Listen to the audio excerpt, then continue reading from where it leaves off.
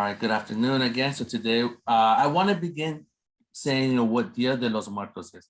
And I do have to say that I did not grow up with Dia de los Muertos. It's a holiday I knew of, but not really participated. My family's from Guatemala, so I know there's parts of Guatemala that celebrate it, but I've learned more about it here and over the years. And it's a wonderful, actually holiday event that's celebrated. So just what is Dia de los Muertos? It's a 2-day celebration, November 1st and November 2nd. Some history. The first day is known for those so Dia de los Muertos is known for the day where those that have passed on come visit their family that are still living, and when they celebrate the lives of those that have passed on. So there's 2 days. November 1st is the day where the children come visit the families, and day 2 is where the adults come. So it's a mixture between the Aztec traditions and the Spanish who brought Catholicism to Mexico. So there's a combination of, and the Spanish face painting the skulls, celebrated. I believe it was the goddess of the dead for the Aztecs, and it just merges on the Day of the Souls. It was what the and what they were naming it instead of the Aztec holiday. So it is a mixture. The marigolds, those beautiful flowers, the gold flowers, it's really used to be a guide from the spirits from the other side to find their families. So you ever seen Coco, which I absolutely love, and that beautiful bridge of marigolds? Well, that's the pathway. So that's the pathway how they get to our side of the living, so they can visit their families, and the families will have whatever the relatives like, right? Whether it's the food or some other things, so they can enjoy their day with their families. And so they'll build altares, so altars. So altares is, as you see on this picture on the screen, they will have pictures, and this person loves Frida, loves Diego, Selena. You see, I think that's Pancho Villa, Chespirito, Cantinflas, which is a lot of Mexican-American heroes. So a lot of the legendary people. So altares is where you put a picture of those that you are remembering, and you can put things that remind you of. I do want to use this time again. I kind of shared that I didn't celebrate Dia de los Muertos, but I would definitely love to hear from the audience for those that have it or do celebrate Dia de los Muertos, and kind of see if I missed anything or if there's anything you want to point out, the family time, the food, the celebration. So that way, for those audience members that are not aware, they can learn a little bit more. Anybody in the audience celebrate Dia de los Muertos and would like to share? No? No? All right, that's okay. If you want to share later, feel more than welcome. So today is November 2nd, Dia de los Muertos, but I do want to transition. So we're substance abuse prevention platform, as I mentioned.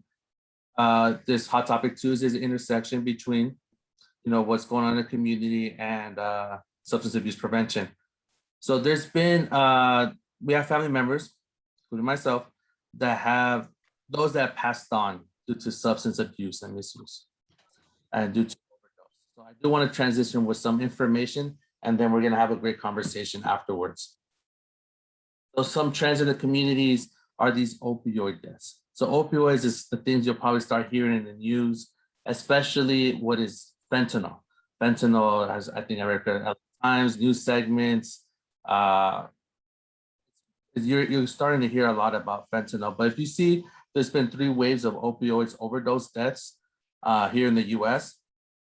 The 3rd wave that started in 2013 is synthetic opioids, including fentanyl. So what you see a lot is that the illicit market, they create these pills similar to other pills like Oxycontin, whatever you can find from that can be prescribed by a doctor, but they lace it with fentanyl.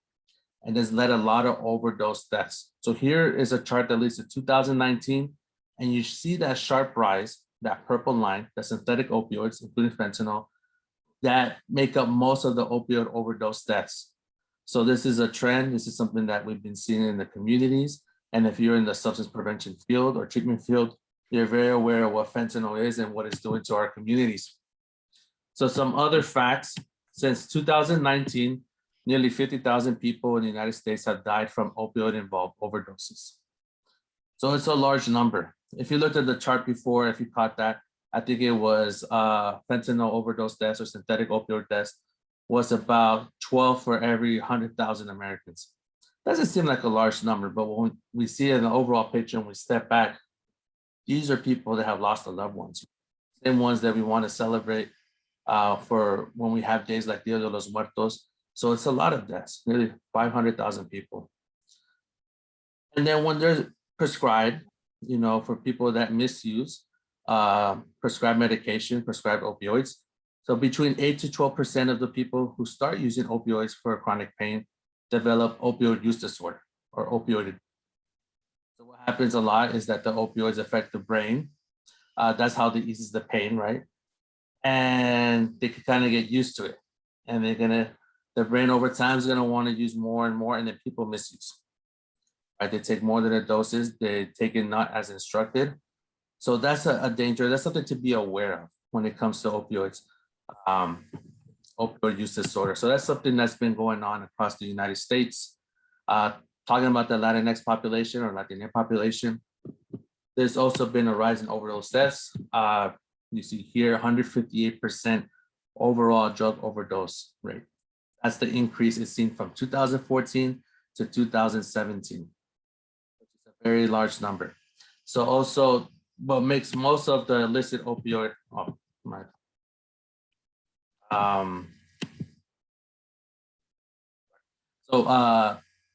what makes up the illicit opioids overdose deaths is, as I mentioned, is fentanyl.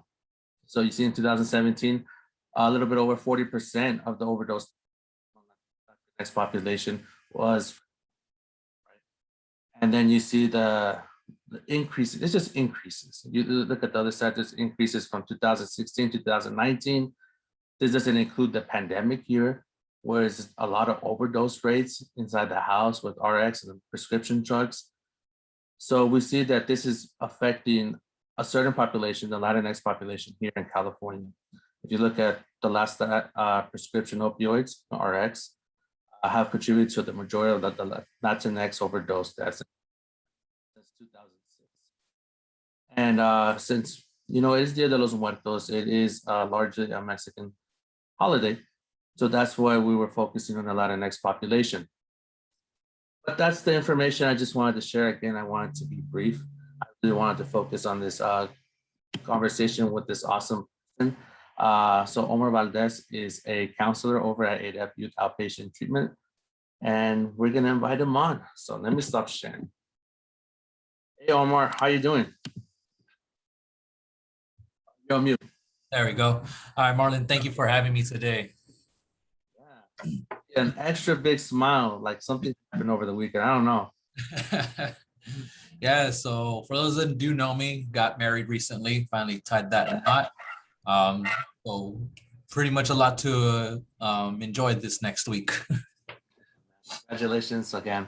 And thank you for being on. We definitely appreciate it. So my first question to you, to start this conversation before we invite the audience is, did you ever grow up with celebrating Dia de los Muertos? Were you aware? Or being Mexican, of Mexican descent, I have always been aware of Dia de los Muertos. Unfortunately, at my household, it was never a big, celebration or even altars at home. For the longest time in like middle school and high school, my mom would just lay out some candles on some tin foil and just say like, oh, these candles are for these people. Until recently, my grandmother passed away 2019, before the pandemic hit. And that's when my mom started doing more altars, and that now we have my grandmother, my wife's mother, her family members, my cousin Harvey, who was actually the counselor here at AADAP, who got me this job. So that's how we're moving forward now, and hopefully we can pass that down to my daughter. Sorry for the loss of your mother. I know 2019 might seem far away, but I'm sure it feels recent. Grandmother, not mother. Grandmother, my bad. Grandmother. And I think that's why we have, like celebrations like Dia de los Muertos, to stay connected, remember them. how they were. So I'm glad that you have that, and then you can pass it over to your daughter. So I mentioned you're a youth outpatient treatment counselor. So can you tell us a little bit about the services that you offer and the clients? Yeah, so here at Youth Outpatient, we mainly service youth ages 13 to 18, 19, sometimes 20-year-olds. But we mainly focus on treatment, harm reduction. So we know a lot of youth aren't really ready to let go of substances that they feel they just started using, and they have these ideas. So we focus a lot on harm reduction. Don't go overboard. Let's just try to reduce. No one's telling you to stop, but get some education as you go along the way. We also provide prevention services like classes, presentations for different schools. Right now, we're in talks with Lloyd, Lusinger, and Lawndale High School, Gardena, Carson High as well. And we have classes going on at O'Donovan Learning Academy. We provide mental health services as well here in-house. Pre-pandemic, our therapists were able to do field-based work, so go meet the clients in their home. And right now we're trying to work to get that back up and going, and for the treatment staff as well. So for those clients enrolled in our treatment program, hopefully soon we will be able to go out to their homes and provide them services there. On top of the original things that we provided, such as the prevention, treatment, and mental health, we've also started doing life skills classes.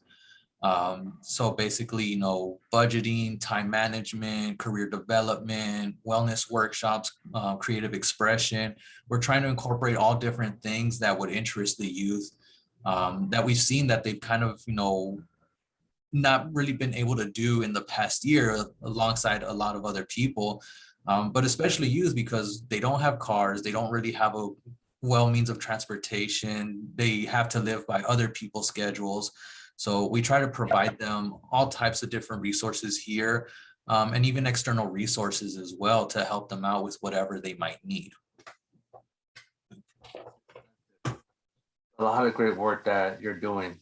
A lot that I knew of, but I don't think I knew all of that. So I appreciate you, Omar, for being there for the community. What stood out to me was at the beginning when you said, when you're working with your clients, you said, no one's telling you to stop. So, Yeah. I guess throughout when you're working with, your youth or your clients, you have to develop some type of relationship. Yeah, we have to meet the clients where they're at. Much like with adult clients, youth sometimes can be a bit more stubborn. Oh, well, this celebrity does it. Why aren't I allowed to do it? It's legal now. Why is it wrong for me to do it when my older brother's 18 and he can? So it goes a lot into education and understanding why harm reduction does help. Because again, and not to bash like anyone that was part of it, but the DARE program, when they were telling people just say no, just stop. I mean, we've seen the graphs. There was a big spike in increase when stuff like that was going on, because there wasn't much education. It was kind of just do as I say, not as I do. So now when they do come in, we have to meet them pretty much, like I said, where they're at. If they're ready to, let go of those substances, then that's what we're going to shoot for. If they're, a little bit hesitant and, have that stigma of what treatment is or what counseling is, we'll work with them to help them understand a little bit more what it is that we're trying to help them to do. So when we tell them, if no one's telling you to stop, also not encouraging them to increase even more or go out and try different things and see which one fits your bill. Again, it's more, no one's telling you to stop, because that could just pile on a lot more stress. We don't know the reason why you started using. You could be using it for different A, B, or C reasons. So we need to figure out what those reasons are before we start reducing even more. But right now, let's just try to figure out how much you are and try not to go over. So yeah, so it's like step by step, and once I guess they get comfortable, they would make some strides. Yeah, it would be up to them to make that choice, and for them to move their progress forward. So I know I just shared some facts about opioids. Or is that generally what the youth are using, or is it some other substance? Generally, there are some youth using opioids. I do have some clients at the moment who they themselves have engaged in either street Percocet use, which is, Percocet, it's a painkiller provided by hospitals. Now it's being pressed out on the streets, just like Xanax was for the past couple of years.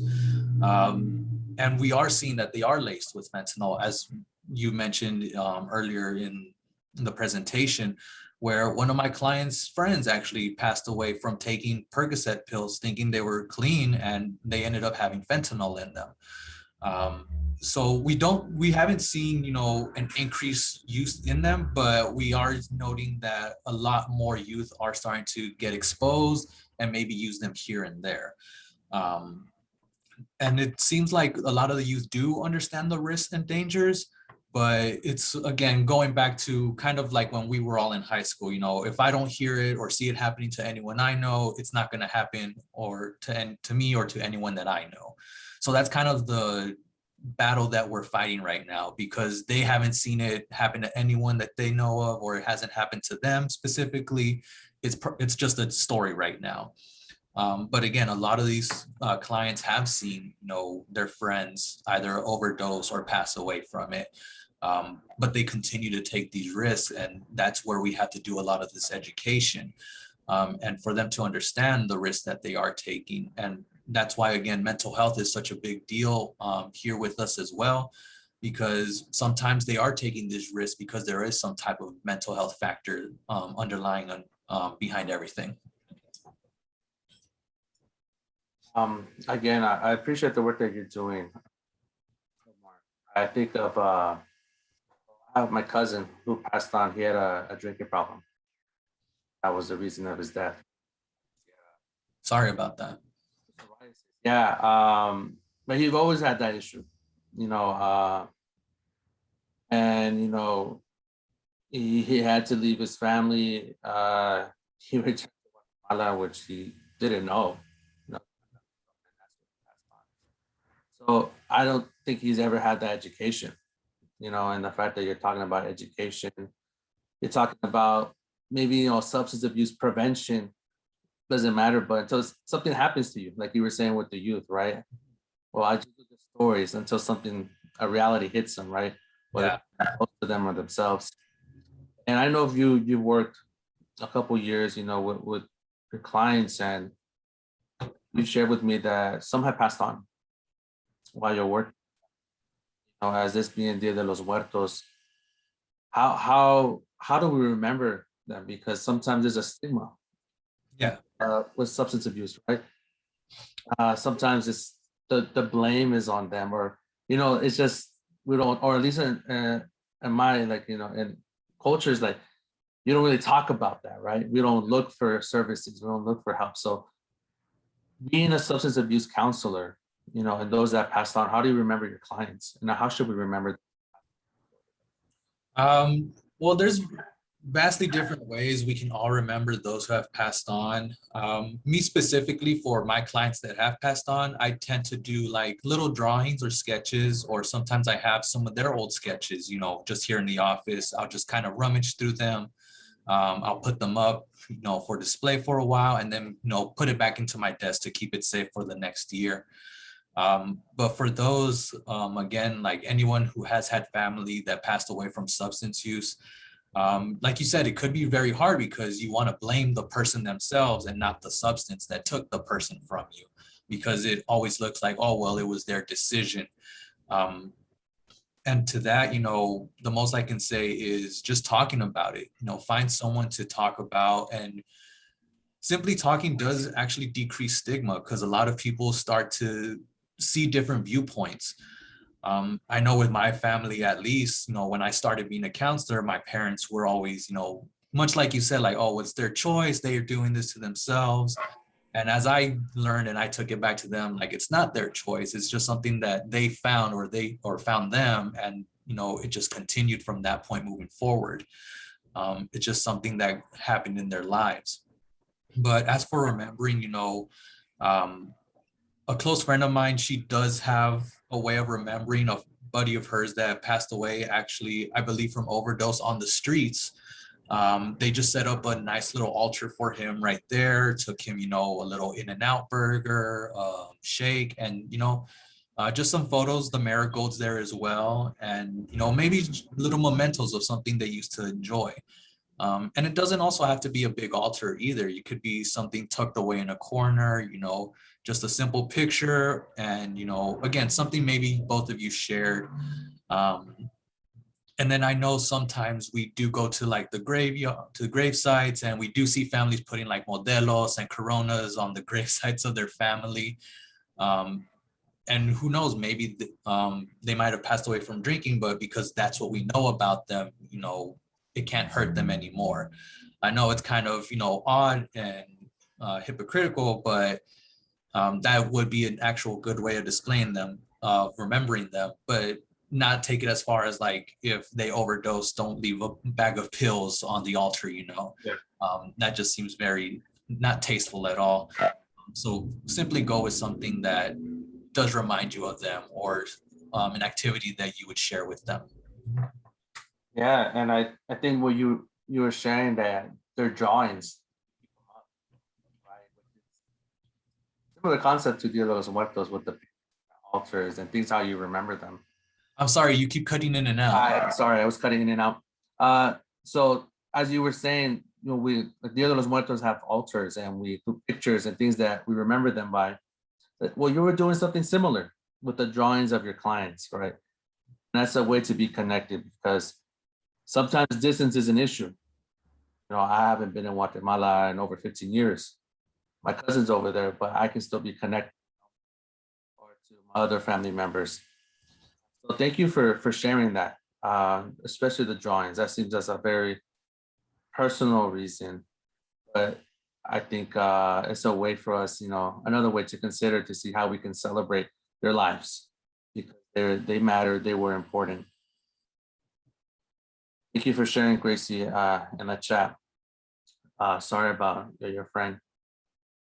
So just to continue, and we definitely want to hear from the audience after this, is, so Omar, you and myself, we're both fathers, right? Our children are fairly young.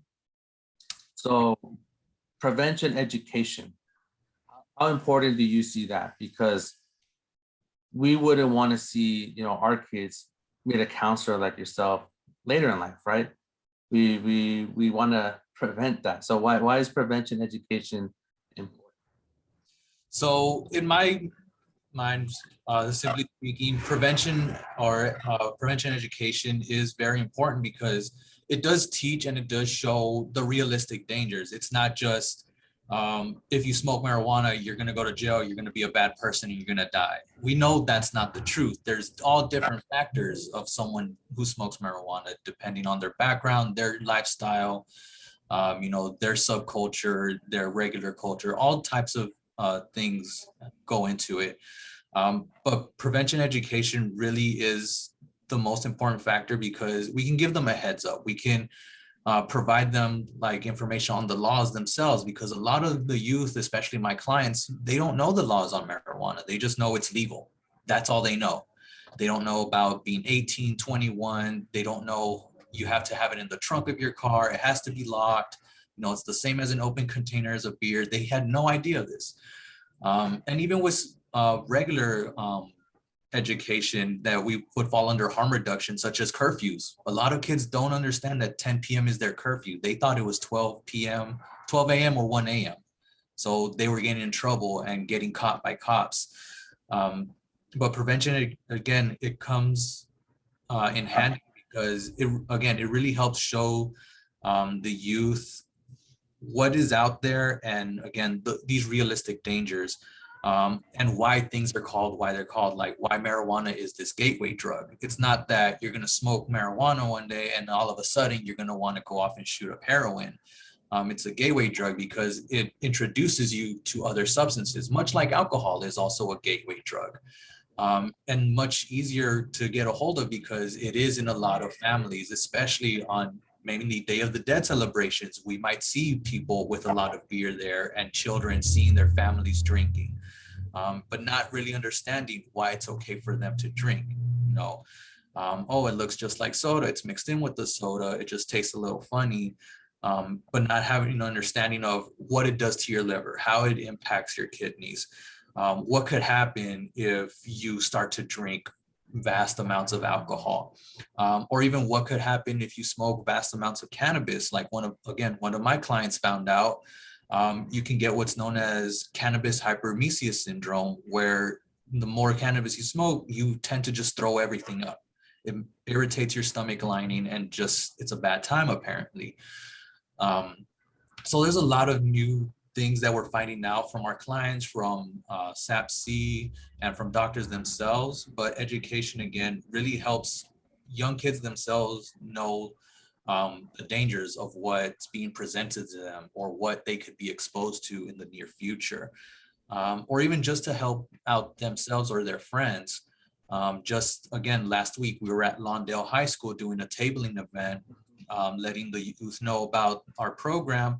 And a lot of them were saying, oh, my friend could use a lot of this education. Like, what can you tell me? And I can tell them. And we were just providing them pamphlets, know the truth about these different substances.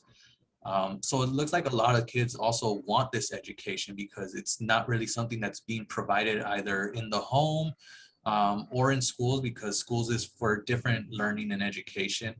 But the education that's being provided on the streets isn't real education. It's just, oh, take the Xanax. It's what doctors give you. It's not the same one. Take this perk. It's what doctors give you. It's not the same one. And yeah, that's pretty much it. Thank you, Omar, for sharing your insights and your stories. I do want to conclude our part by letting the audience know how can we access, or how can one access the youth outpatient services?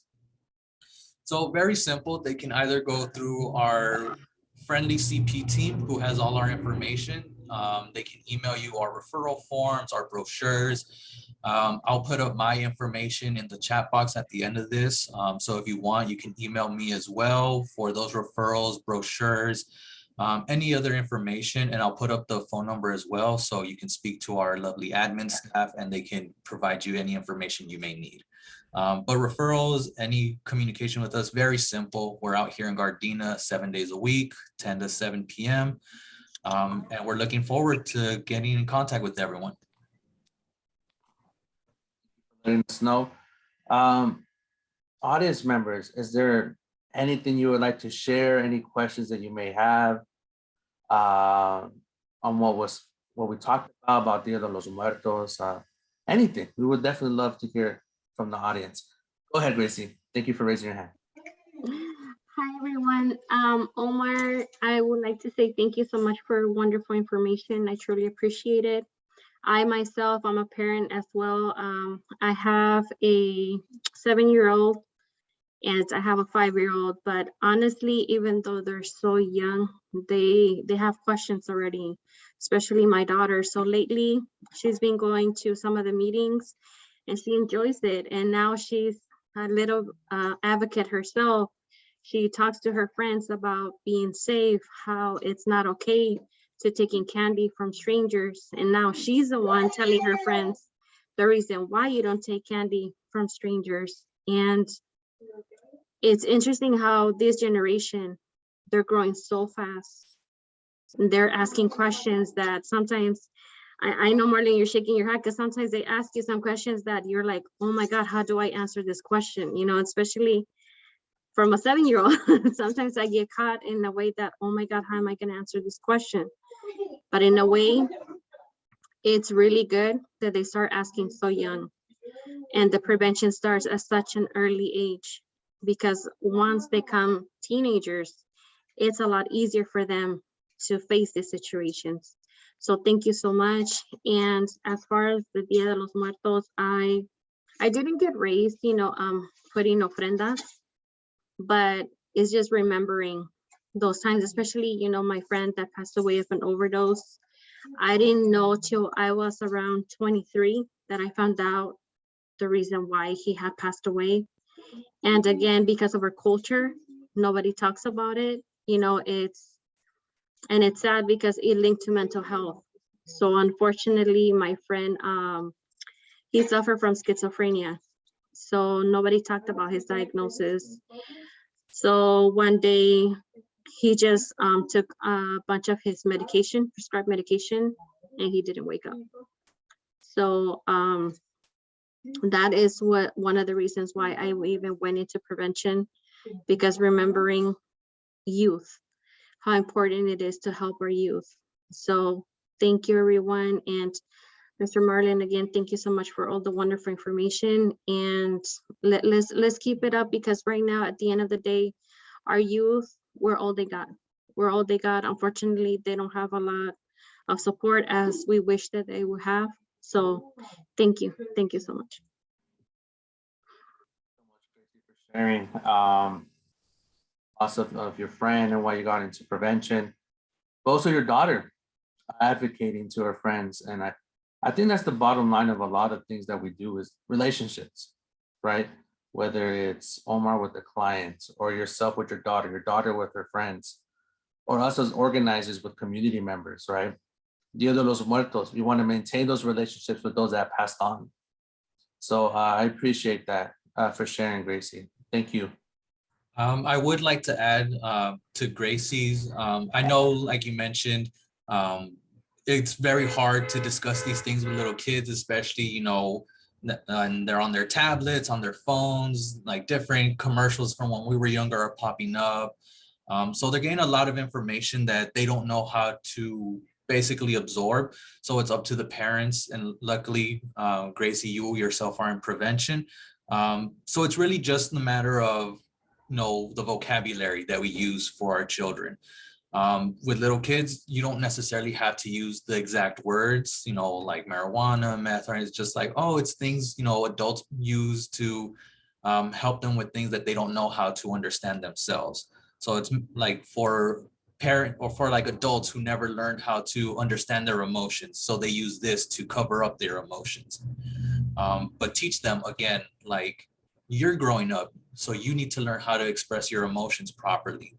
So, and then learning how to express these emotions really will prevent them from, you know, moving towards substance use as well. Thank you for that, Omar. Me in the chat said that was great. And anyone else would like to share? Ask any questions? No one in the audience, questions, like to share? Can I add something else, Mr. Marlin? Of course. Sorry.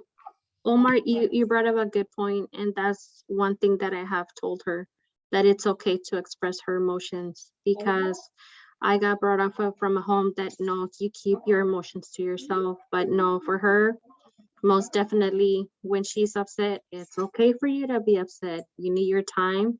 For same thing, if she's crying, it's okay to cry. Right now, you're feeling upset, you're feeling sad, it's okay. So validating their emotions, it's really important.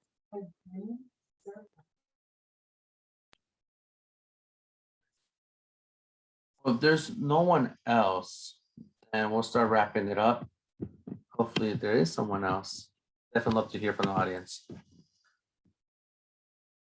So that concludes our Hot Topic Tuesday. Omar included his information in the chat. If you would like a copy of this PowerPoint, I can definitely include Omar's contact. My bad, Omar. Here. I can share the slides. This is the community prevention team that Omar mentioned. So we're out in different cities in the community. Again, my name is Martin Pascual. I'm in the city of Inglewood. And then we also have Tracy and Jessica who are in Gardena. We have Ann who's over in El Segundo, Richard Biss and Carson. And then throughout the South Bay, we have Carol Almeida and also Jeannie Shimatsu, who is our program coordinator. If you really like social media, these are the different platforms that you can follow us, our accounts. AADAP is a great resource with a lot of different services. It includes what we do in community prevention and what Omar does, youth outpatient treatment in our other units as well. And then the other ones are more specific towards cities. So we thank everyone for being here. Take a screenshot or ask for an email, and I can definitely send you the slides over as well. So we appreciate everyone for attending today. We'll say goodbye to Facebook.